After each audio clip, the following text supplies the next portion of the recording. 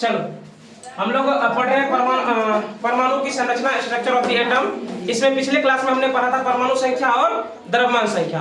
परमाणु संख्या किस प्रकार से निकालते हैं, द्रव्यमान संख्या किस प्रकार से निकालते हैं, ये पिछले चैप्टर में ही हमने सीख लिया था।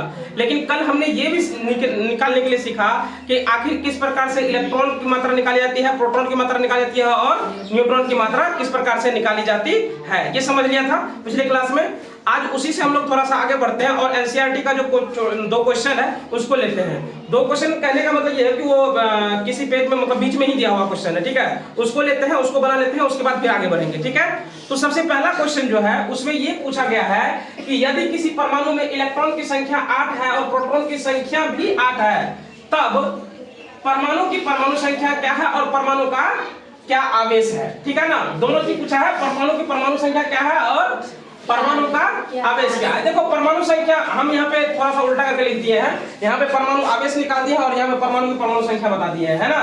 तो यहाँ पर देखो, क्योंकि परमाणु संख्या और प्रोटॉन की संख्या बराबर होती है, परमाणु की संख्या और प्रोटॉन की संख्या क्या होती है, बराबर होती है। तो इसका मतलब जितना परमाणु की संख्या होगा उतना ही क्या होगा, प्रोटॉन का संख्या होगा। तो हम ये कह सकते हैं ना परमाणु का आवेश क्या होता है, प्रोटॉन की संख्या माइनस इलेक्ट्रॉन की संख्या होती है ना।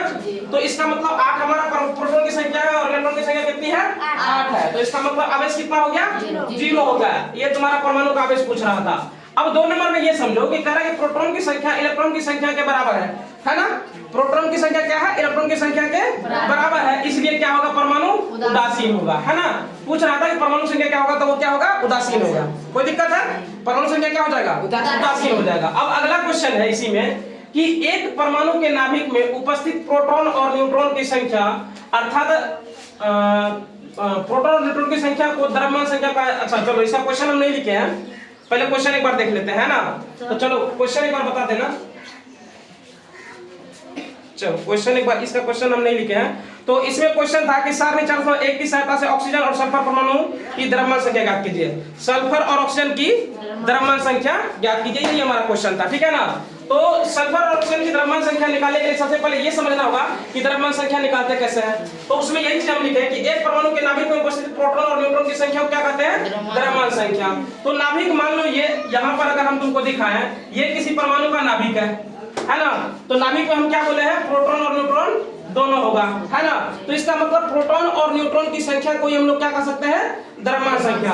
तो हम लिख सकते हैं कि द्रव्यमान संख्या बराबर प्रोटॉन की संख्या प्लस न्यूट्रॉन की संख्या।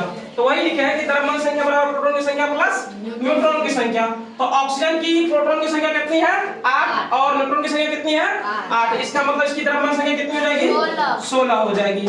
और उसी तरह सल्फर का देखोगे तो प्रोटॉन की संख्या कितनी है, 16 और न्यूट्रॉन की संख्या कितनी है, 16। इस प्रकार से इसकी द्रव्यमान संख्या कितनी आ जाएगी, 32 आ जाएगी। अब प्रोटॉन और न्यूट्रॉन की संख्या सर आपको पता कैसे चला, तो ये पिछले क्लास में ही हमने समझा दिया था कि प्रोटॉन की संख्या किस प्रकार से निकालते हैं और न्यूट्रॉन की संख्या किस प्रकार से निकालते हैं। तो प्रोटॉन की संख्या हम इस प्रकार से निकालते हैं, जैसे कि जो हमारा परमाणु क्रमांक होता है वही लगभग हमारा प्रोटॉन की संख्या होता है ना।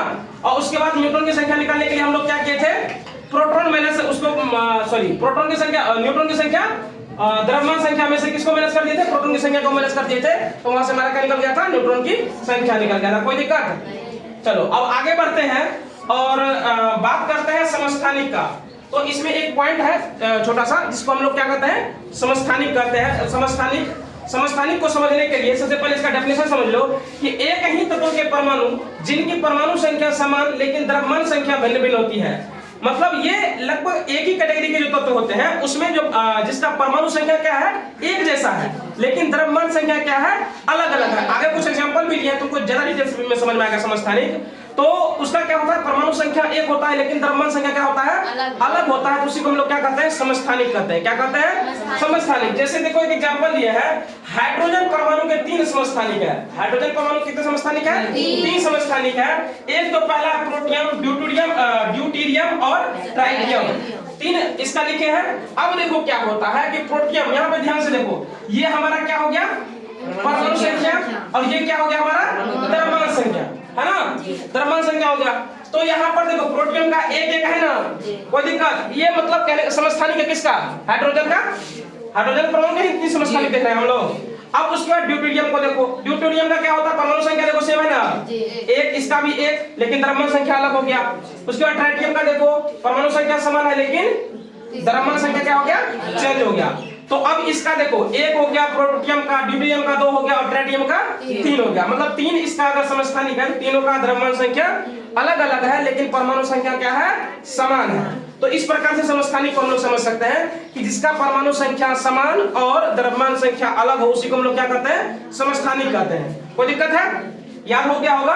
अब आगे एक एग्जांपल लिखे हैं कि जैसे देखो कार्बन लिखे है ना, कार्बन का यहाँ पे परमाणु संख्या 6 और परमाणु द्रव्यमान 12। यहाँ पे देखो फिर से लिखे हैं कार्बन का 6 और मतलब इसका परमाणु द्रव्यमान कितना लिखे हैं, 14 लिखे हैं। अब ये लिखे हैं इसका मतलब ये क्या है, इसका समस्थानिक है ना, कार्बन का समस्थानिक है ना, समस्थानिक है कि नहीं है। उसी प्रकार से क्लोरीन का देखो निकाले है ना, समस्थानिक है।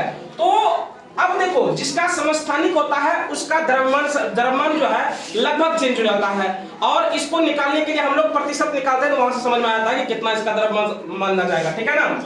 तो बहुत से तत्वों में समस्थानिक का मिश्रण होता है ना। बहुत से तत्व ऐसे हैं जिसमें क्या होता है, समस्थानिक का मिश्रण होता है। किसी तत्व का प्रत्येक समस्थानिक शुद्ध पदार्थ होता है, किसी भी तत्व का जो समस्थानिक होता है वो क्या होता है, शुद्ध पदार्थ होता है, ठीक है। और समस्थानिकों के रासायनिक गुण समान लेकिन भौतिक गुण अलग अलग होते हैं। समस्थानिक के क्या होते हैं, जिसका रासायनिक गुण क्या होता है, बिल्कुल समान होता है लेकिन भौतिक गुण क्या होता है, अलग अलग होता है। रासायनिक गुण समान होगा लेकिन भौतिक गुण क्या होगा, अलग अलग। इस बात को याद रखना, समस्थानिक में रासायनिक गुण समान लेकिन भौतिक गुण अलग अलग होगा, ठीक है। यहाँ तक कोई दिक्कत। अब देखो प्रकृति में क्लोरीन 2 समस्थानिक रूप में पाया जाता है, लिखे है ना, क्लोरीन का लिखे है ना। तो प्रकृति में क्या है, क्लोरीन 2 समस्थानिक के रूप में पाया जाता है, जिसका द्रव्यमान 35U और 37U होता है। यहाँ पे ध्यान से देखो 35 लिखे है ना, यहाँ पे 37 लिखे है ना, लिखे है ना। तो इसका जो अनुपात होता है ना, जो अनुपात होता है वो 3:1 के अनुपात में होता है। क्या होता है, 3:1 के अनुपात में होता है। इसका मतलब एक क्लोरीन का अगर हम 75% लेंगे तो दूसरे क्लोरीन का 25% ही लेना पड़ेगा, है ना। तो उसी प्रकार से निकाले हैं क्लोरीन का औसत द्रव्यमान। किस प्रकार से निकाले, तो 35 का 75% और 37 का 25% जब ले लिए तो देखो एक्चुअल में जो हम लोग याद किए थे द्रव्यमान संख्या, याद है ना, याद करवाए थे, तो उसमें 35.5U याद किए थे, है ना। तो देखो 35.5U आ गया। तो इस प्रकार से औसत लेकर के हम उसका द्रव्यमान संख्या ज्ञात करते हैं। कोई दिक्कत नहीं ना। अब आगे एक पॉइंट लिखे कि किसी प्राकृतिक तत्व के एक परमाणु का द्रव्यमान उस तत्व में विद्यमान सभी प्राकृतिक रूप से पाए जाने वाले परमाणुओं के औसत द्रव्यमान के बराबर होता है। मतलब ये समझो कि किसी प्राकृतिक तत्व के एक परमाणु का द्रव्यमान जो होता है उस तत्व में विद्यमान सभी प्राकृतिक रूप से पाए जाने वाले परमाणुओं के औसत द्रव्यमान के बराबर होता है। ये क्या होता है, औसत द्रव्यमान के हमेशा बराबर होता है। अगर किसी एक तत्व का कोई समस्थानिक नहीं है तो परमाणु का द्रव्यमान उसमें उपस्थित प्रोटॉन और न्यूट्रॉन के द्रव्यमान का योग होता है। अब मान लो किसी का कोई समस्थानिक है ही नहीं, है ना, तो उसमें क्या कहेंगे हम लोग कि उसके नाभिक में जितना भी प्रोटॉन और न्यूट्रॉन है उसके योगफल के वो बराबर हो जाएगा, है ना। अगर उसका समस्थानिक